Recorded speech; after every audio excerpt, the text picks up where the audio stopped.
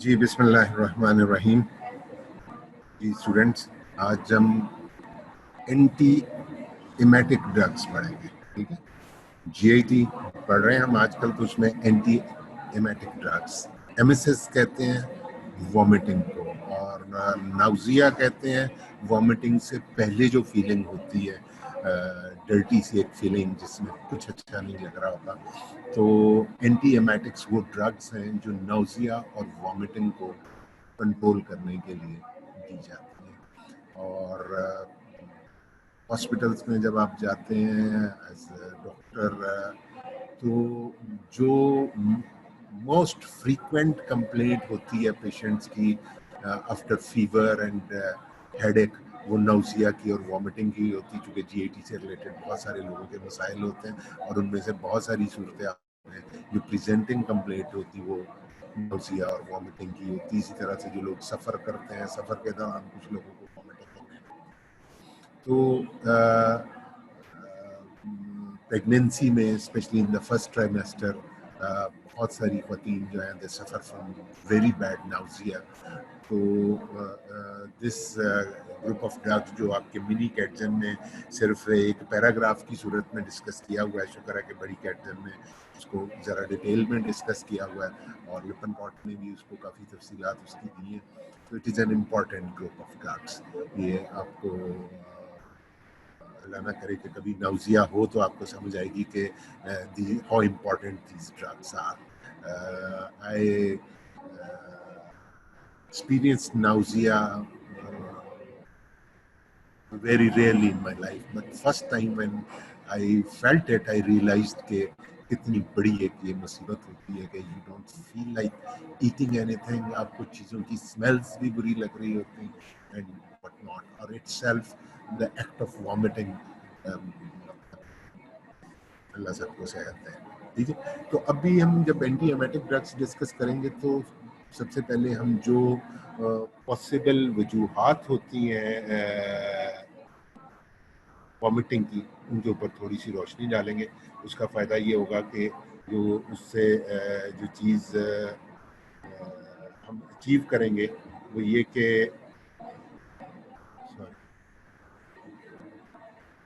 मैं आपका laser on करने की कोशिश कर रहा हूँ पॉइंटर, ताकि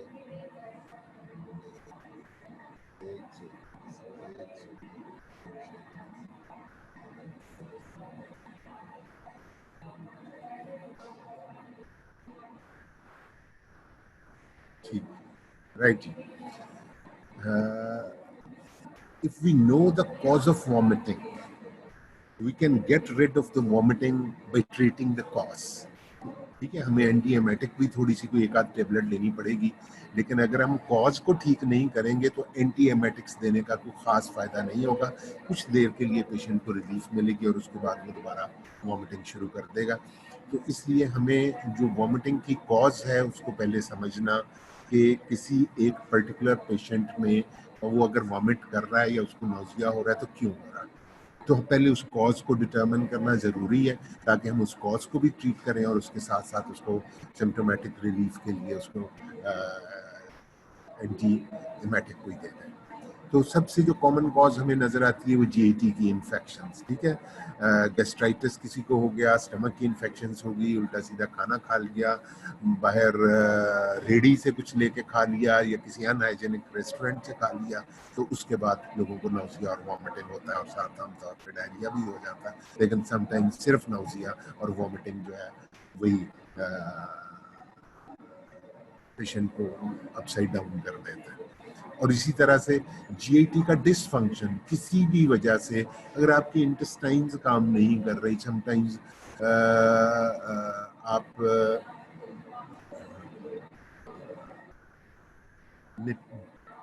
बेल्ट अपनी बहुत टाइट बांधी हुई है, ठीक है, तो यू में खाने के बाद कुछ देर तक अगर आप अपनी बेल्ट को थोड़ा सा लूज नहीं करते हैं, विदाउट रियलाइजिंग कि आपकी बेल्ट आज आपने कुछ ज़्यादा टाइट बांध ली है, तो आपको नोजियाटिक फीलिंग शुरू हो जाती। And just when you relax your belt for a while, तो आपको समझ आती कि वो दिस वाज द रीज़न। इसी तरह से पोस्ट सर्जिकली इंटेस्टाइन समटाइम्स काम नहीं कर रही होती, खास तौर पे अगर आपने कोई एब्डोमिनल सर्जरी परफॉर्म की है और आपने इंटेस्टाइन्स को मैनिपुलेट किया थोड़ा सा, तो एब्डोमिनल सर्जरी के बाद आमतौर पे जो हमारी आइलियम होती है वो उसमें जो बबल मूवमेंट्स वो नहीं जनरेट हो रही होती है, और जो नॉर्मल पेरिस्टाल्टिक मूवमेंट होती है वो नहीं जनरेट हो पा रही होती, तो उसमें भी नौसिया होता है और वॉमिटिंग होती और एक ऑब्स्ट्रक्शन जैसी एक प्रेजेंटेशन होती पेशेंट की। तो इसलिए हमने जीएटी इन्फेक्शंस, जीएटी से रिलेटेड इश्यूज को हमने एक हेडिंग में इकट्ठा कर दिया कि वो इन्फेक्शंस भी हो सकती और वो डिसफंक्शन भी हो सकता है। ठीक है, पोस्ट सर्जिकल कोई एनोमली हो सकती है, इसी तरह से इन्फेक्शंस, कोई भी अमीबिक इन्फेक्शंस भी हो सकती है, बैक्टीरियल इन्फेक्शंस भी हो सकती है।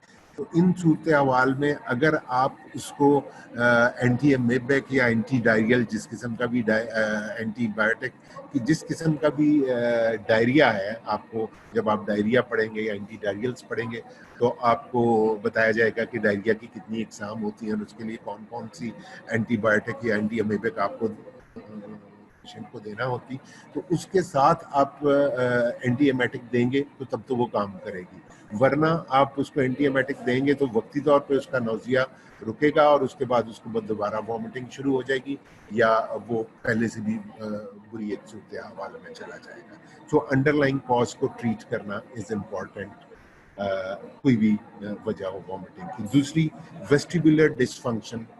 वेस्टिबुलर अपरेटस, आपको पता है कि हमारे हायर सेंटर्स में वो 3 सेमी सर्कुलर कैनाल्स होती हैं जिनके अंदर एक फ्लूइड एंडोलिम्फ जो है वो मूव करता है और वो हमारे बॉडी के बैलेंस को मेंटेन रखता है, वेस्टिबुलर अपरेटस।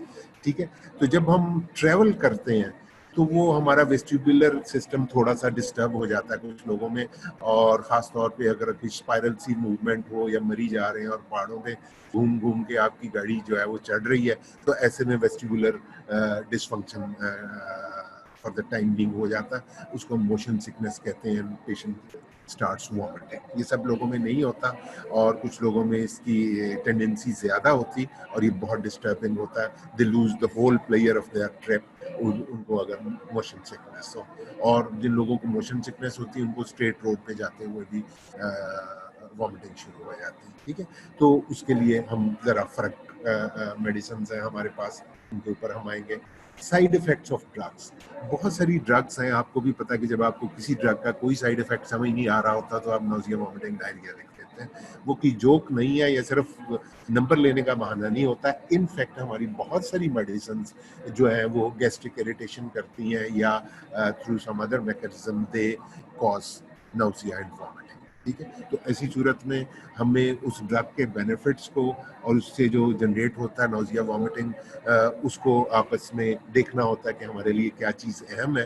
तो अगर हम उसकी बजाय कोई और ड्रग दे सकते हैं जिसका साइड इफेक्ट वो वाला नहीं है तो we switch to that drug, और अगर ड्रग की डोजेज ज़्यादा होने की बिना पे किसी पेशेंट को वॉमिटिंग हो रही है तो हम उस ड्रग की डोजेज कम कर देते हैं, और अगर नहीं उसकी वॉमिटिंग रुकती तो हम उस ड्रग को बंद कर देते हैं। ठीक है, तो this is one of the major cause of, तो इसलिए आपके पास जब भी कोई पेशेंट आए वॉमिटिंग के साथ तो आप उससे पूछेंगे आपने खाया क्या है और आपने कोई मेडिसिन तो नहीं ली हुई है, आपको किस वक्त वॉमिटिंग शुरू हुई है और उससे पहले आप क्या कर रहे थे। ठीक है, this is important. Then radiation and cancer chemotherapy, ये नौजिया वॉमिटिंग की जो सबसे एक्सट्रीम शक्ल है जो हमें देखने को मिलती, वो रेडिएशन थेरेपी के बाद या कैंसर की कीमोथेरेपी के बाद।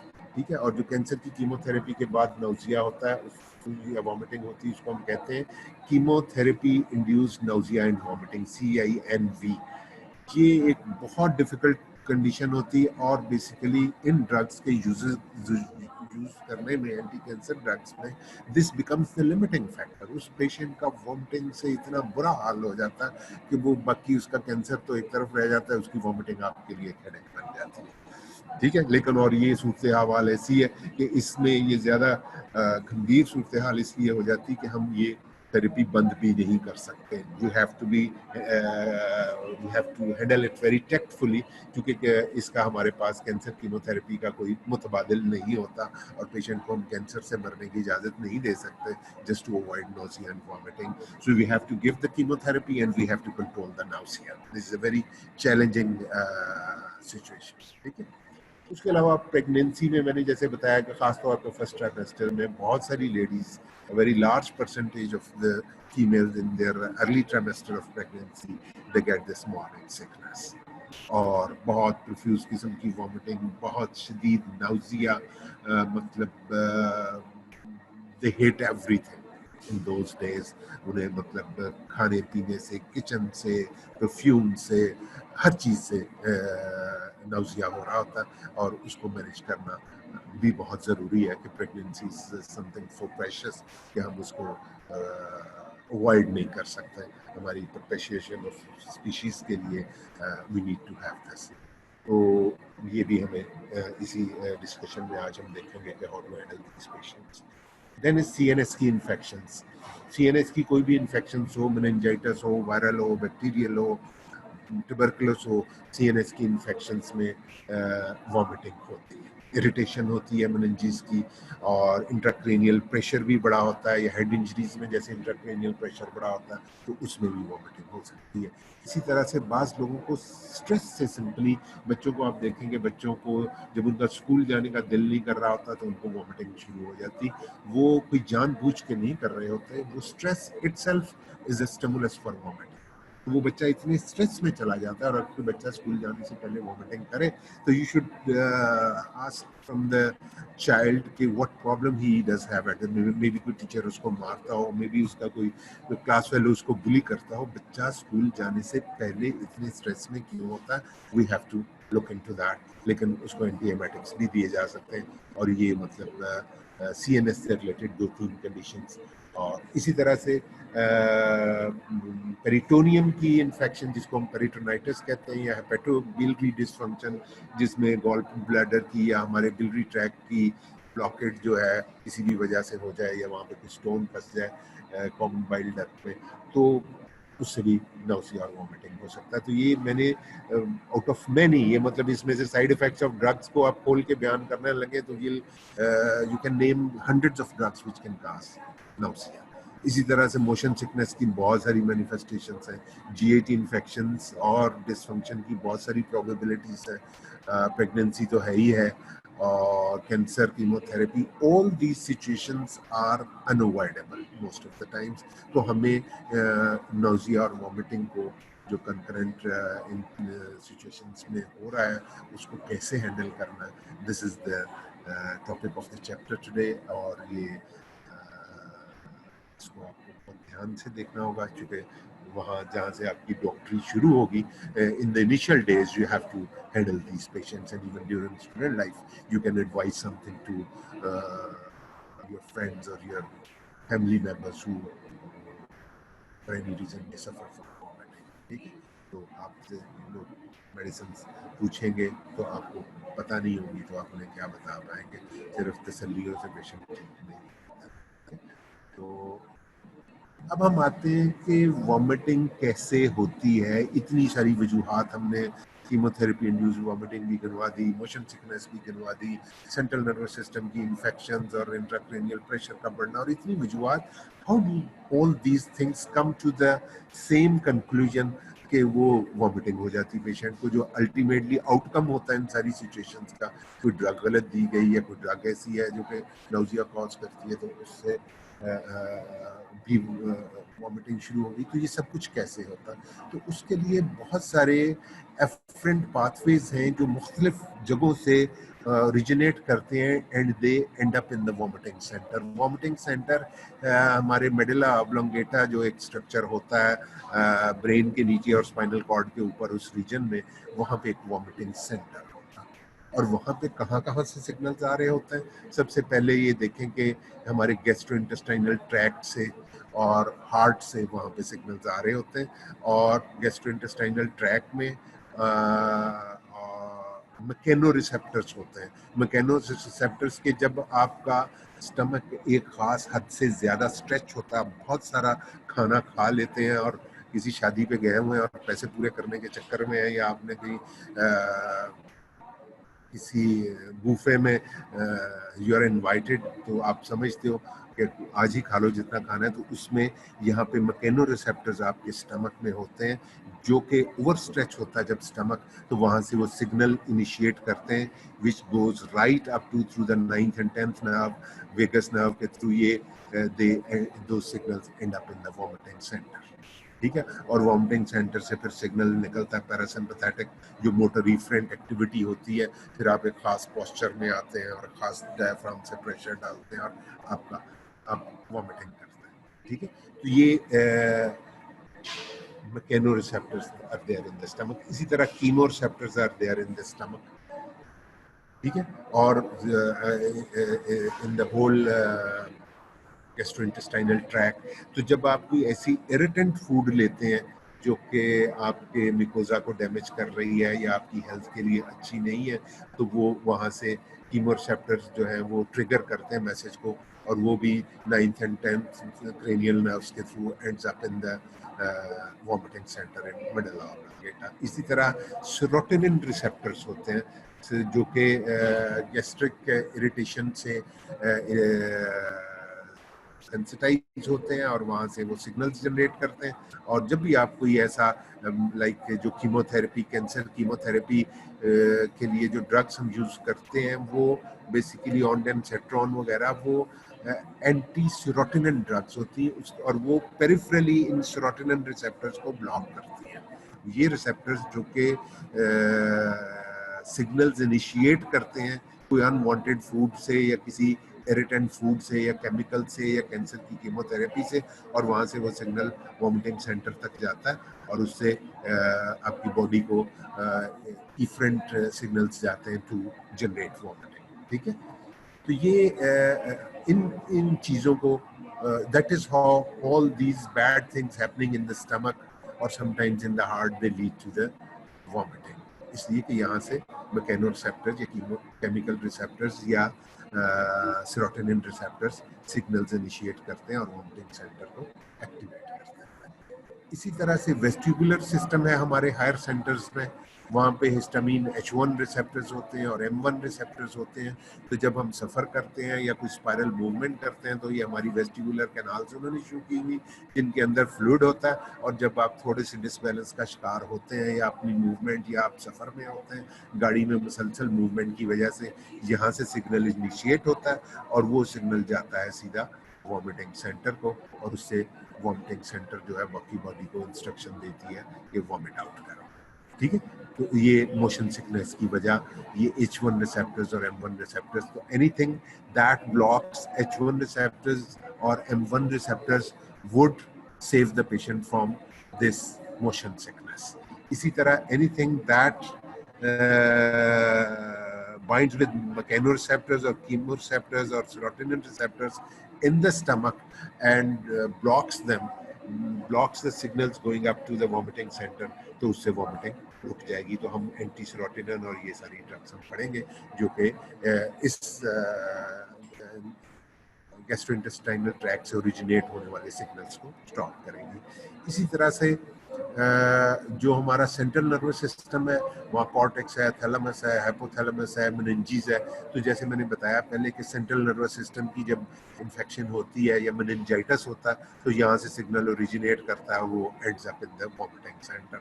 इसी तरह से कॉर्टेक्स में जो स्ट्रेस है जिस तरह से या जो इंट्राक्रेनियल प्रेशर का बढ़ना है, वो सारे सिग्नल्स यहाँ से ओरिजिनेट होते हैं and they and up in the जो efferent signals हैं, they come to directly to the vomiting center, and vomiting center orders your skeletal muscles and आप चेंज करते हैं बॉडी पोस्चर को, एक खास पोजीशन में आते हैं जो वॉमिटेड आउट।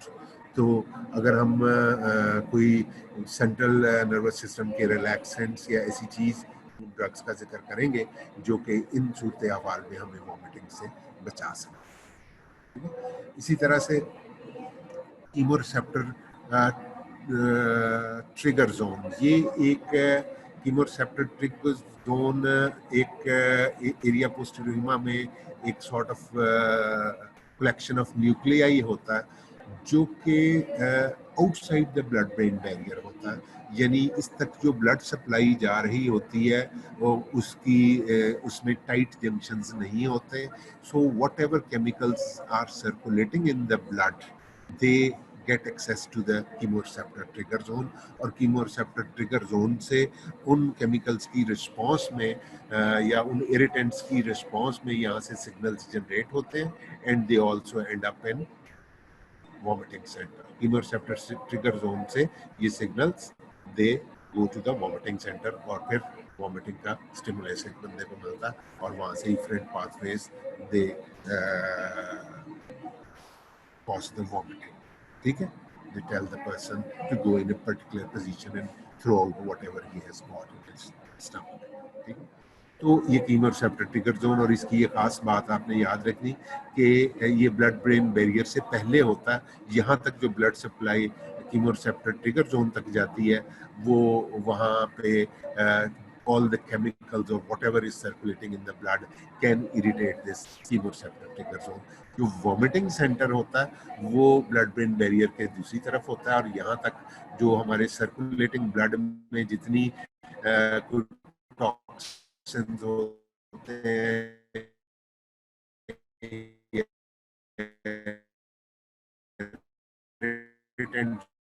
होते हैं, they cannot directly reach the vomiting.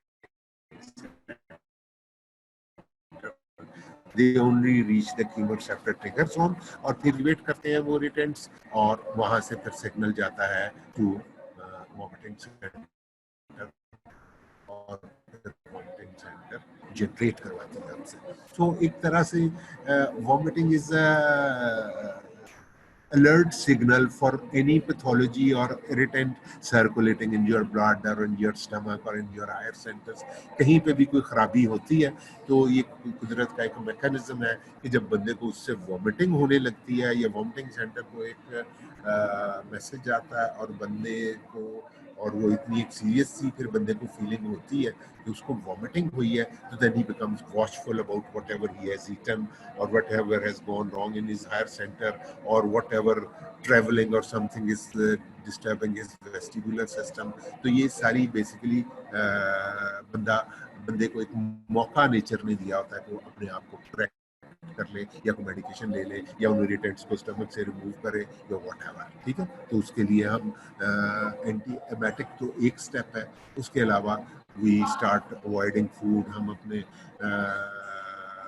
जो इलेक्ट्रोलाइट इम्बैलेंस हुआ है उसके लिए हम अगर आपको साथ वॉमिटिंग से बहुत सारी डिहाइड्रेशन होती है और बहुत सारे सॉल्ट्स ज़ाया हो जाते हैं और इलेक्ट्रोलाइट इम्बैलेंस होने का इम्कान होता है, तो आप उसको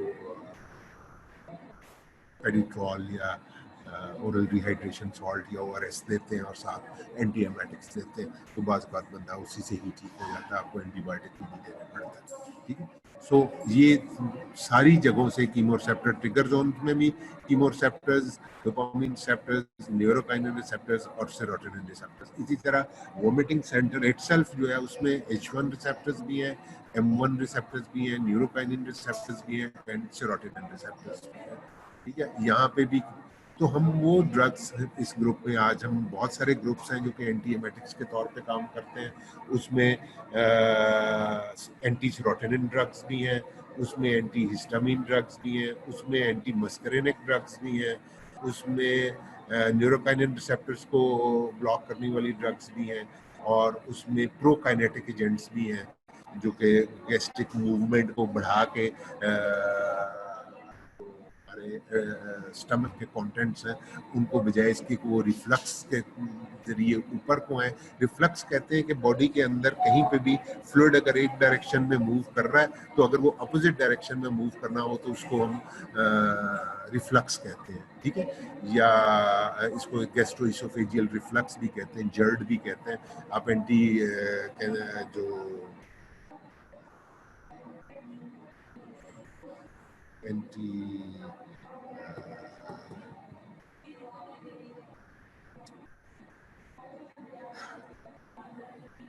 जो भी आपने टॉपिक डिस्कस किया, एंटी अल्सर ड्रग्स, या जर्ड में जो ड्रग्स यूज होती हैं, वो ये वॉमिटिंग में भी और जर्ड में भी यही होता है कि हमारे जो इसोफेजियल कंटेंट्स होते हैं वो नीचे को मूव करने की बजाय वो वापस ऊपर को आना शुरू हो जाते हैं। तो उस चीज़ को हमने ट्रीट करना है। जर्ड में और वॉमिटिंग में ये चीज़ कॉमन है कि चीज़ें नीचे को जाने की बजाय, स्टमक और उससे आगे को चलने की बजाय वापस एक रिफ्लक्स मैकेनिज्म के तहत वापस आना शुरू हो जाती है। So we need to treat this, ठीक है। तो एंटी एमेटिक्स की ये मैंने आपको सारी वजूहात और कहाँ कहाँ पे कौन कौन से रिसेप्टर्स हैं, इन्हीं के ऊपर जो ड्रग्स एक्ट करती हैं वो अब हम डिस्कस करें। ये वाली डायग्राम जो मैंने आपको अभी दिखाई है, ये आपकी मिनी कैटजन में नहीं दी हुई।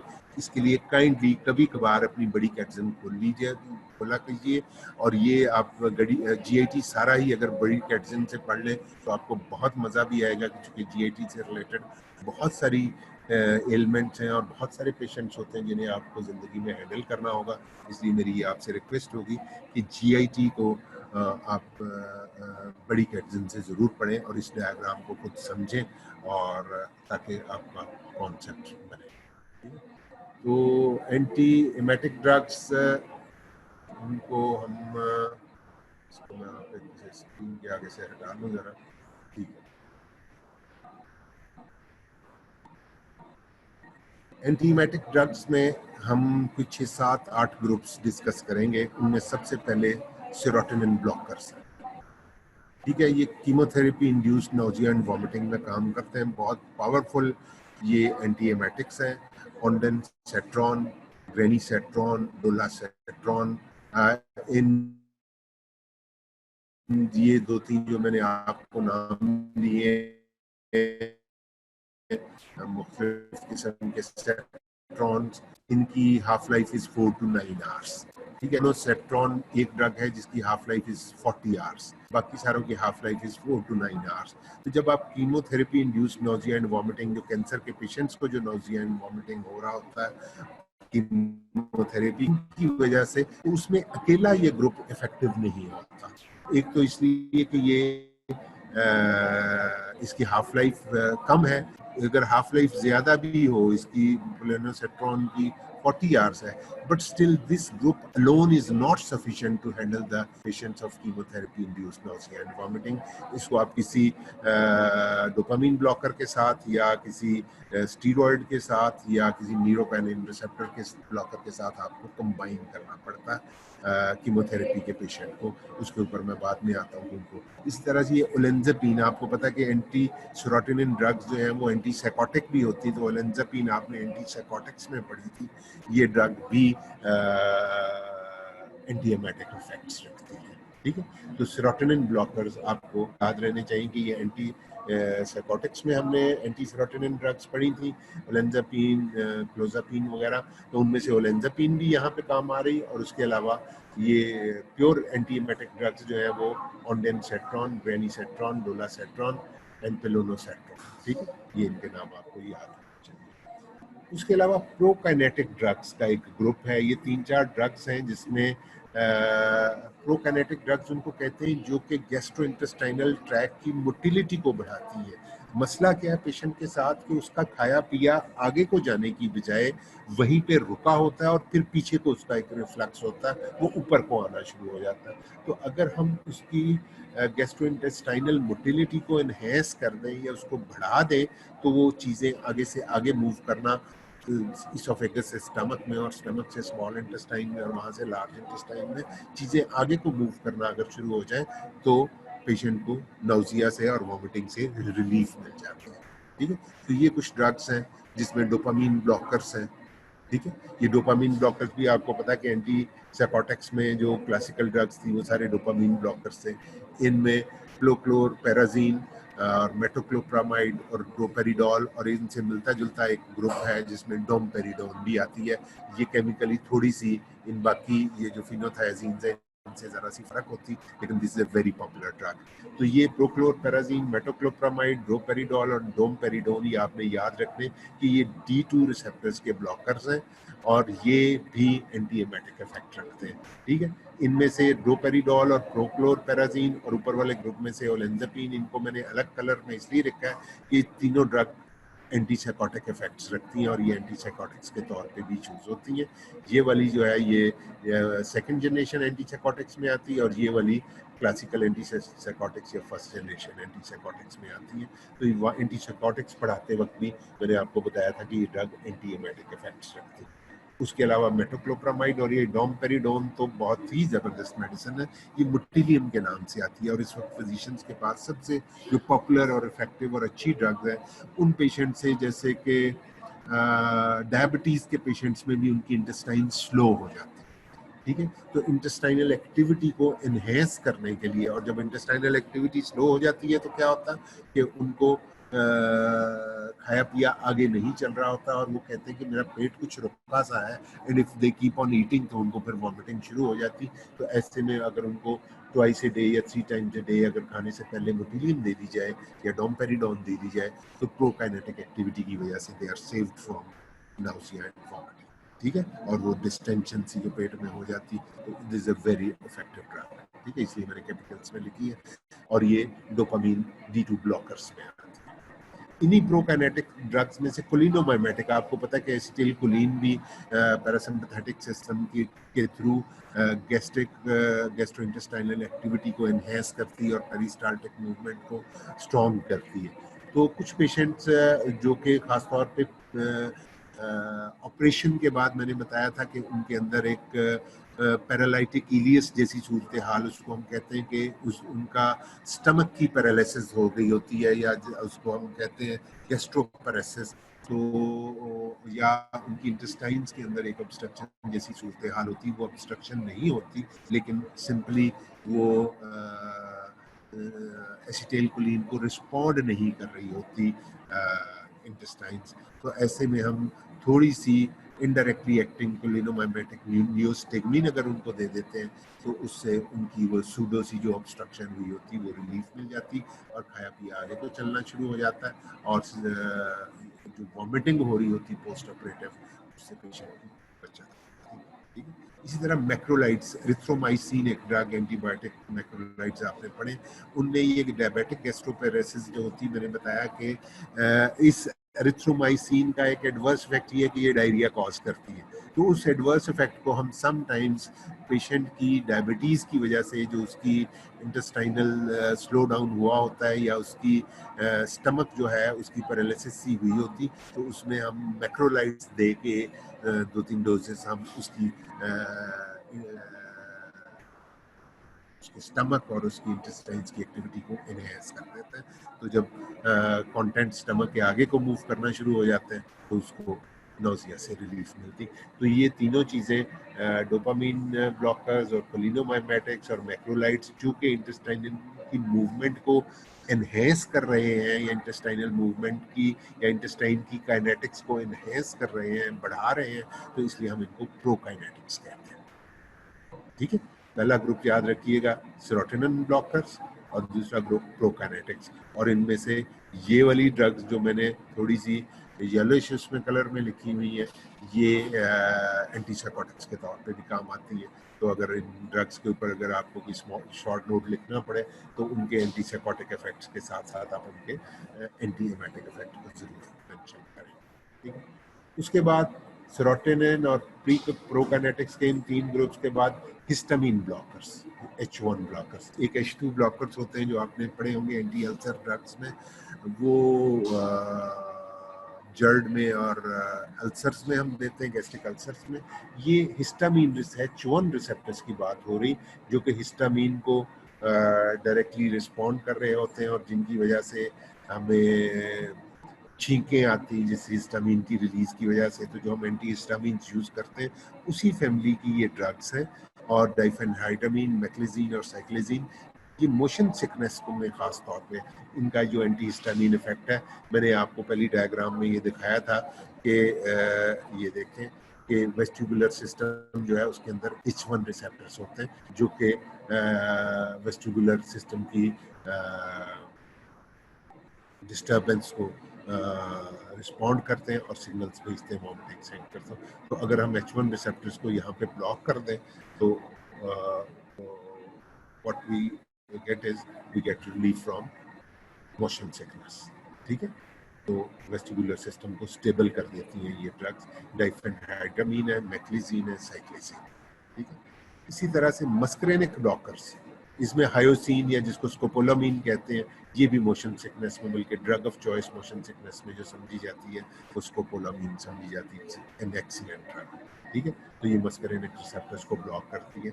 अब आप ये देखें, थोड़े से आपको यू मस्ट बी वॉचफुल, बल्कि मुझे इंतजार करना चाहिए था कि आप इससे क्वेश्चन पूछें कि ऊपर हम कोलिनोमाइमेटिक्स दे रहे हैं और यहाँ पे हम मस्करेनिक ब्लॉकर्स दे रहे हैं, ठीक है। ये दो अपोजिट ग्रुप्स ऑफ ड्रग्स हैं, लेकिन आपको ये समझना चाहिए कि ये मुख्तलिफ सिचुएशंस में दिए जा रहे हैं। यहाँ पे जो कोलिनोमाइमेटिक्स हैं ये उस कंडीशन में दिए जा रहे हैं जहाँ पे के जो हमारी इंटेस्टाइनल एक्टिविटी जो है वो बिल्कुल ख़त्म हुई हुई है, और किसी पोस्ट ऑपरेटिव सिचुएशन में या जनरल एनेस्थीसिया से रिकवरी के दौरान या उन अहवाल में जहाँ पे एक ऑब्स्ट्रक्शन और गैस्ट्रोइंटेस्टाइनल एक्टिविटी के कम होने की वजह से वॉमिटिंग हो, बिल्कुल इन कोलिनोमाइमेटिक्स के अपोजिट इफेक्ट्स में में M1 रिसेप्टर्स होते हैं, मस्करेनिक रिसेप्टर्स होते हैं, जो जिनकी एक्टिवेशन जो है वो वॉमिटिंग का बायस होता है। तो यहाँ पे हम हायस देके या स्कोपोलामीन जिसे कहते हैं ये देके हम बेसिकली उनको ब्लॉक कर रहे हैं ताकि पेशेंट को वॉमिटिंग ना हो, ठीक है। तो डिफरेंट कंडीशंस में we can use an all together different group of drug. तो इसी तरह से डाइक्साइक्लोमीन है एक muscarinic blocker drug, M1 blocker है। ये मॉर्निंग सिकनेस जो कि प्रेगनेंसी से रिलेटेड मैंने बताया कि नाउजिया होता है, उसको मॉर्निंग सिकनेस भी हम कहते हैं, तो ये उसमें मॉर्निंग सिकनेस में डाइसाइक्लोमिन हम देते हैं। उसके बाद कॉर्टिकोस्टीरॉइड, ये दोनों ड्रग्स जो है chemotherapy induced nausea and vomiting में दिए जाते हैं, और इनको कंबाइन किया जाता है सेरोटोनिन रिसेप्टर ब्लॉकर से। सेरोटोनिन ब्लॉकर से ये कंबाइन करके दिए जाते हैं। इस तरह से कैनिबिनॉइड्स, जो कैनिबस इंडिका जिसको मैरिजुआना या हशीश या चर्स कहते हैं, उसके भी कुछ डेरिवेटिव्स हैं, नेबिनॉल है, ये भी chemotherapy induced nausea and vomiting. ये कुछ ड्रग्स कैनिबिनॉइड्स में से पेन किलर्स के तौर पे भी यूज होती है एक्सट्रीम कंडीशंस में। कैनिबस ऑयल यूज होता है कैंसर के पेशेंट्स में, जहाँ पे बिल्कुल अनमैनेजेबल उनका पेन होता है, उसके लिए हम कैनिबस दे के इसके डेरिवेटिव्स दे के हम उस पेन को मैनेज करते हैं। इनका एंटी नाउजिया और एंटी एमेटिक इफेक्ट भी है, और हम इनको कंबाइन करते हैं सेरोटोनिन रिसेप्टर्स के साथ, ठीक है। इसी तरह से न्यूरोकाइनिन रिसेप्टर्स, ये एक नई तरह के रिसेप्टर्स हैं जो कि न्यूली फाउंड रिसेप्टर्स हैं, जो कि कीमो रिसेप्टर ट्रिगर जोन में भी पाए जाते हैं और वॉमिटिंग सेंटर में भी पाए जाते हैं। And these receptors are responsible for the delayed nausea and vomiting, के कीमोथेरेपी देने के बाद 24-48 घंटे गुजरने के बाद, उसके बाद पेशेंट को जो वॉमिटिंग होती है वो समझा जाता है कि वो is mediated through this activation of neurokinin receptors in the chemoreceptor trigger zone और इन द वॉमिटिंग सेंटर। तो ये एप्रीपिटेंट बहुत अच्छी एक मेडिसिन है जो कि उन पेशेंट्स को जिनमें delayed chemotherapy induce nausea and vomiting होता है, यानी कीमोथेरेपी की शॉर्ट जब हम पेशेंट को देते हैं तो जो 50, 60, 70 घंटे के बाद जो उसको तीसरे चौथे दिन जाके वॉमिटिंग होती, उसको कंट्रोल करने के लिए एप्रीपिटेंट एंड नेट्यूपिटेंट और रोलापिटेंट, ये 2-3 ड्रग्स नहीं आई जिनमें एप्रीपिटेंट को अगर आप याद रख लें दैट वुड बी सफिशिएंट, आपको टाइप उसकी मिल जाएगी and that will stay in your memory. तो ये बेटे आप देखो कि कितने सारे ग्रुप्स हैं, serotonin blockers, prokinetic drugs, histamine blockers, muscarinic blockers, corticosteroids, cannabinoids, neurokinin receptors. तो ये प्रोकाइनेटिक्स में फिर 3 ग्रुप हैं, dopamine receptor blockers, cholinomimetics and metabolites. अगर आप इंटरेस्ट से for every different situation a different drug is available, and all these drugs have very good anti-emetic effects, but first we have to read the situation, first we have to find out the reason for that nausea or patient from which the patient may be suffering nausea or vomiting, और उसको फिर आप treat accordingly उनमें से आप drug choose करेंगे कि आपने कौन सी ड्रग उसको देनी। ठीक, तो इसलिए मैंने सबके आगे उसकी जो सिचुएशंस हैं वो लिख दी हैं ताकि आपका इंटरेस्ट भी डेवलप हो और आपको याद करने में भी आसानी हो। तो इसकी अगर आपकी स्क्रीन पे आ रहा है तो इसकी आप एक स्क्रीनशॉट ले लें ताकि आपको इसको आसान हो। वैसे आई एम टोल्ड कि ये लेक्चर्स रिकॉर्ड भी हो रहे हैं and hopefully they would be accessible for you after we finish the curriculum, तो इंशाल्लाह we are around if we have any problem। अब हम उनमें से सेरोटोनिन रिसेप्टर्स को जरा थोड़ी सी डिटेल में डिस्कस कर लें। इनमें ऑन्डेनसेट्रॉन, ग्रेनीसेट्रॉन, डोलासेट्रॉन का मैंने बताया कि half life is 4 to 9 hours, और पिलोनोसेट्रॉन जो है इसकी 40 आवर्स हाफ लाइफ है। आईवी भी दिए जाते हैं, ओरली भी दिए जाते हैं। ठीक है, एक्सटेंसिव फर्स्ट पास मेटाबॉलिज्म होता है, इसलिए आईवी देंगे तो काफ़ी इनका ड्रग लेवल बेहतर अचीव कर सकेंगे। Block peripheral as a central serotonin receptors. Serotonin receptors मैंने आपको बताया था कि स्टमक में और जीआईटी में भी होते हैं, और ज़्यादा इफेक्टिवनेस, ज़्यादा इनका जो एंटी एमेटिक इफेक्ट है वो इनके पेरिफेरल इफेक्ट की वजह से है कि ये स्टमक से ही उस सिग्नल को जनरेट होने से रोक देते हैं जिस सिग्नल ने जाके वॉमिटिंग सेंटर से वॉमिटिंग को कॉज करना होता है या जनरेट करना होता है। तो ये ज़्यादा इफेक्ट इनका पेरिफेरल रिसेप्टर्स की वजह से। लेकिन जो central serotonin receptors higher centres में पाए जाते हैं उनके ऊपर भी ये इफेक्ट करते हैं। रिसेप्टर ट्रिगर जोन में भी है, वॉमिटिंग सेंटर में भी है, तो वहाँ पे भी तो उनको ब्लॉक कॉज करते हैं। ठीक है, they do not inhibit muscarinic cordocornic receptors. ठीक है, इनका इसलिए इनके एडवर्स इफेक्ट्स बहुत सारे नहीं है। रीनल और हेपेटिक एक्सक्रीशन है, कुछ यूरिन में चला जाता है, कुछ हमारे बाइल एक्सक्रीशन में चला जाता है drug. Alone no efficacy in delayed chemotherapy induced nausea and vomiting, कि 24 घंटे के बाद जो नाउजिया एंड वॉमिटिंग होती है कि आपने पेशेंट को कीमोथेरेपी का एक शॉट दिया, उसको कैंसर की मेडिसिन आपने दी है, और वो 3-4 ड्रग्स इकट्ठी, कैंसर की भी आपको पता है कि कॉम्बिनेशन थेरेपी की जाती, तो 3-4 ड्रग्स आपने पेशेंट को दी, तो एक तो उसकी एक्यूट कंडीशन होती जो उसको बल्कि समटाइम्स उसको कीमोथेरेपी के टाइम पे दवाई देने से पहले ही नाउजिया और वॉमिटिंग शुरू हो जाती। उसके लिए हम उसको डाइजिपाम देते हैं या उसको स्ट्रेस रिलीफ करने के लिए उसको कुछ देते हैं। ठीक है, या लोरेजिपाम देते हैं। लेकिन कीमोथेरेपी देने के बाद जो पहले 20-22 घंटों में जो वॉमिटिंग होती उसमें तो इनका फिर कुछ इफेक्ट है, लेकिन जो उसके बाद 24 आवर्स के बाद जो वॉमिटिंग होती है उसमें सेरोटोनिन ब्लॉकर्स का कोई खास रोल नहीं।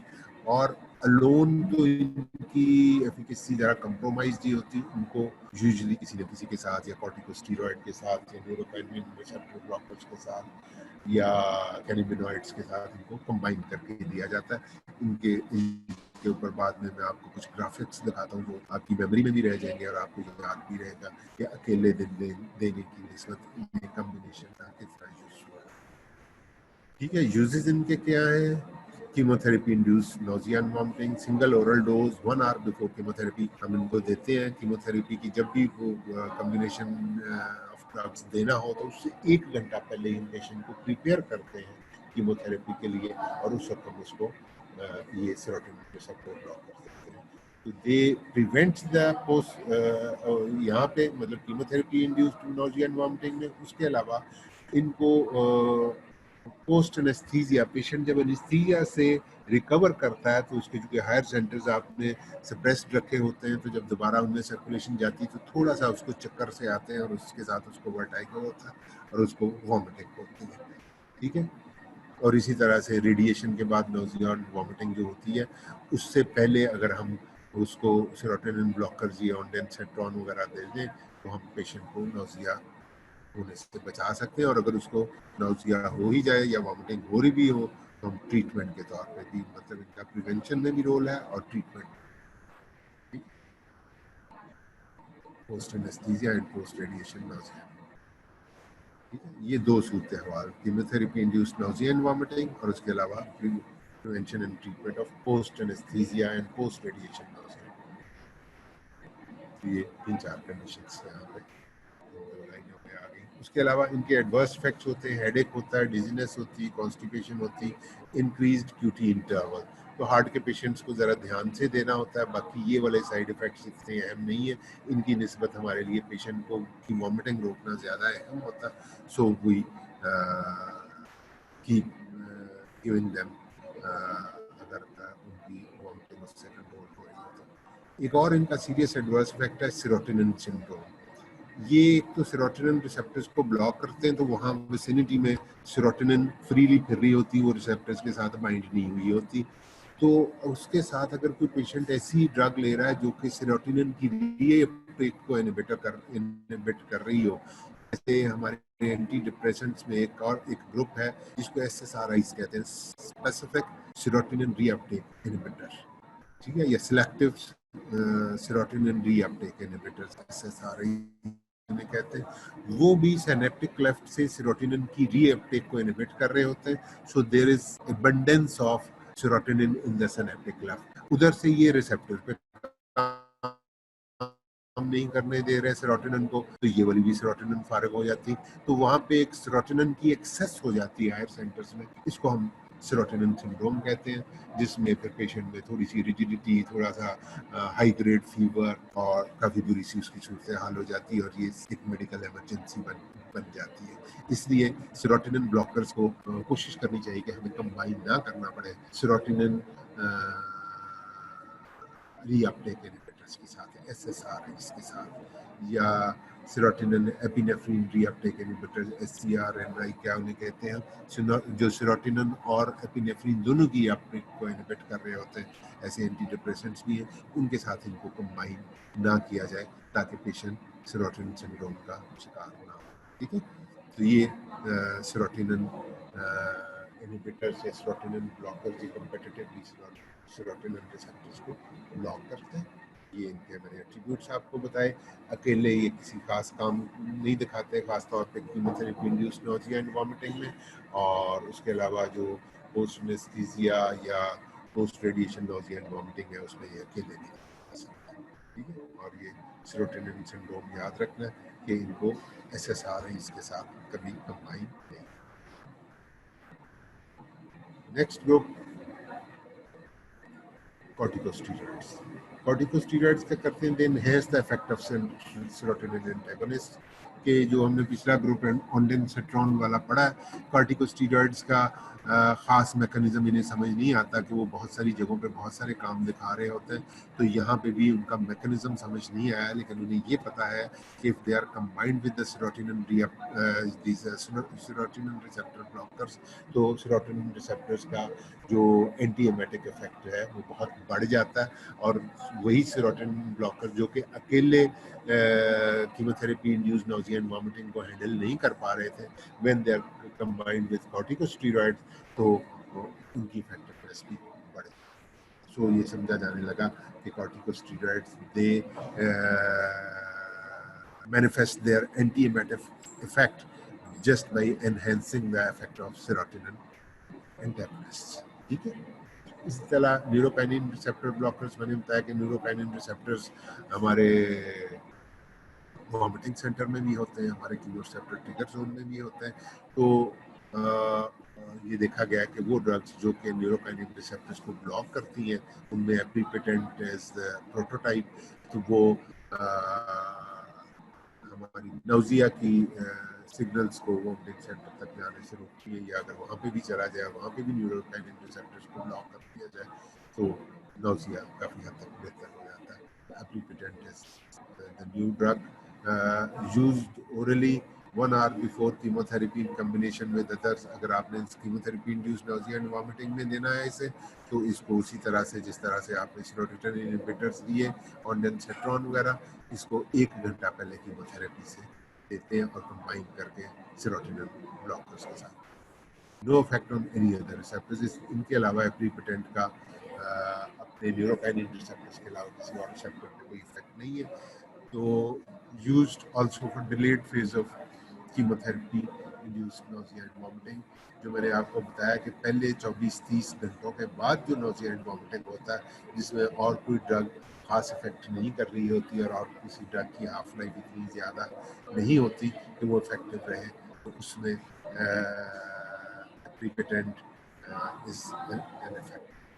ठीक है, बाकी कंडीशंस के अलावा जो delayed onset chemotherapy induced nausea and vomiting, उसमें खास तौर पे adverse effect well tolerated, but fatigue और इस तरह से हल्के फुल्के कुछ इफेक्ट्स हैं, डिजीनेस कॉज करती हैं। ये कुछ साइटोक्रोम एंजाइम्स की इनहिबिशन करती है और कुछ साइटोक्रोम एंजाइम की इंडक्शन करती है। ठीक है, तो ये साइटोक्रोम एंजाइम की सब टाइप्स अगर आप याद रख सकें कि साइटोक्रोम P3A4 की इनहिबिशन करते हैं, बल्कि आप इस चक्कर में ना पड़े इसलिए कि मुख्तलिफ बुक्स ने मुख्तलिफ साइटोक्रोम एंजाइम्स के नाम दिए हुए हैं कि वो उनकी इंडक्शन करती है, तो कुछ कॉन्ट्राडिक्शन चूँकि बुक्स में इस मौजू पे पाई जाती, इसलिए आप इसकी तफसील में ना जाए, सिर्फ ये याद रखें कि ये कुछ साइटोक्रोम एंजाइम्स को इनहिबिट करती और कुछ को इंड्यूस करती।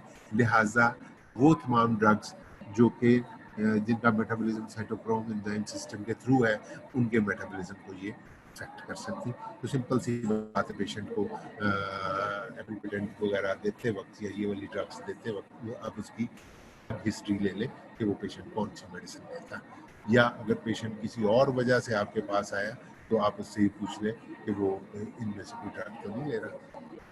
तो that is how we can save the patient from getting those drug interactions. ये मैं वो ग्राफिक्स जिसकी बात कर रहा था कि serotonin antagonist anti emetic activity, अगर इन ड्रग्स की एफिकेसी की आप बात करें तो सेरोटोनिन एंटागोनिस्ट सबसे स्ट्रॉन्ग है। उसके बाद मेटोक्लोप्रामाइड और प्रोक्लोरपेराजीन और ड्रोपेरिडोल, जो T2 रिसेप्टर्स ब्लॉकर्स हैं, वो उसके बाद आते हैं। सबसे स्ट्रॉन्ग एंटी एमेटिक इफेक्ट ऑन्डेंसेट्रॉन वगैरह जो सेरोटोनिन एंटागोनिस्ट उनका। उसके बाद अगली 3 पोजीशन जो है वो D2 रिसेप्टर्स ब्लॉकर्स के पास हैं, और चौथी पोजीशन पे, उसको 5वीं पोजीशन पे कॉर्टिकोस्टेरॉइड्स आते हैं। ठीक है, और उसके बाद एंटीहिस्टामिन्स आते हैं, उसके बाद एंटीकोलिनर्जिक्स आते हैं, उसके बाद बेंजोडाइazepines जो एंजाइटी वगैरह रिलीव करते हैं। तो ये आपको इनकी एफिकेसी के लिहाज से इनकी स्ट्रेंथ पता होनी चाहिए कि कौन सा ग्रुप सबसे ज़्यादा। इसीलिए कीमोथेरेपी इंड्यूस्ड में हम सेरोटोनिन रिसेप्टर ब्लॉकर देते हैं और उसको इनमें से किसी के साथ कंबाइन कर लेते हैं। उस स्लाइड पे हम इसके बाद आते हैं। एक सेकेंड देखोगे हमारे पास टाइम कितना है। एक और स्लाइड मैं जल्दी से आपको दिखा दूँ कि effectiveness of anti emetic combinations. ठीक है, कि ये सिस्प्लेटिन एक एंटी कैंसर ड्रग है जो कि बाकी एंटी कैंसर ड्रग्स की तरह या कैंसर कीमोथेरेपीज की तरह नोजिया वॉमिटिंग बहुत ज़्यादा जनरेट करती है। तो उस नोजिया वॉमिटिंग को जब इन ड्रग कॉम्बिनेशंस के साथ मुख्तलिफ पेशेंट्स में कंट्रोल किया गया, तो ये देखा गया कि जब हम सेरोटोनिन ब्लॉकर्स के साथ हमने कॉर्टिकोस्टेरॉइड्स को कंबाइन किया तो 91% पेशेंट्स ने रिस्पॉन्ड किया। इसी तरह से जब हमने डोपामिन रिसेप्टर ब्लॉकर्स को कॉर्टिकोस्टेरॉइड्स के साथ कंबाइन किया तो 76% पेशेंट्स ने रिस्पॉन्ड किया। इसी तरह से हमने बेंजोडाइजेपिन्स को कॉर्टिकोस्टेरॉइड्स और D2 रिसेप्टर ब्लॉकर के साथ कंबाइन किया तो 63% पेशेंट्स ने रिस्पॉन्ड किया। और अगर हमने एंटीहिस्टामिन और कॉर्टिकोस्टेरॉइड और D2 रिसेप्टर ब्लॉकर्स इन तीनों को कंबाइन किया तो 58% पेशेंट्स ने रिस्पॉन्ड किया। ये कीमोथेरेपी की डोज के 24 आवर्स के बाद की हम सूरत हाल बता रहे हैं। तो these drugs specially the serotonin inhibitors, उनको जब हम कॉर्टिकोस्टेरॉइड्स के साथ कंबाइन करते हैं तो you get the best results. ठीक है, लेकिन ये बाकी कॉम्बिनेशंस भी अगर आप याद कर लें तो हर्ज नहीं है आपके लिए। ये एक बहुत इफेक्टिव सा चार्ट है विच वुड टेल यू। आखिरी स्लाइड मैंने रखी है कि प्रेगनेंसी के अंदर जो नोजिया एंड वॉमिटिंग होती है उसको थोड़ा मैंने अलग से डिस्कस किया है, क्योंकि इसके पेशेंट्स बहुत ज़्यादा, half of the population is females and all of them have to get pregnant sooner और लेटर। तो ये ड्रग्स की ज़रूरत हमें पड़ती है। उसमें 2-3 किस्म की ड्रग्स यूज होती हैं। एक M1 ब्लॉकर्स, उसमें डाइसाइक्लोमिन वगैरह है, ये प्रेगनेंसी में इफेक्टिव पाए गए हैं। मैक्लिजीन है, ये एंटीहिस्टामीन है, और इसको विटामिन B6 के साथ अगर कंबाइन कर दिया जाए तो ये एक बड़ा इफेक्टिव कॉम्बिनेशन है, एंड समहाउ ये इसका anti emetic effect pregnant ladies में इज रिमार्केबल। ठीक है, नेविडॉक्सिन के नाम से ये आती है ड्रग। तो मैक्लिजीन और पेरिडॉक्सिन को कंबाइन, ठीक है। और आखिरी ड्रग ये D2 रिसेप्टर ब्लॉकर है।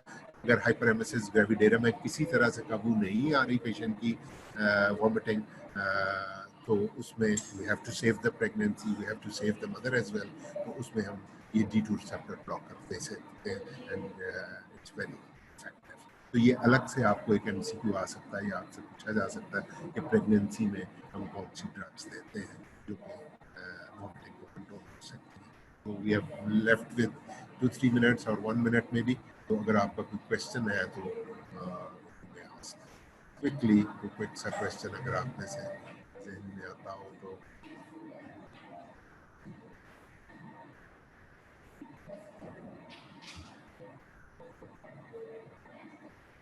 अपनी हाजिरियां लगाने के चक्कर में प्रेजेंट में अच्छा ठीक है।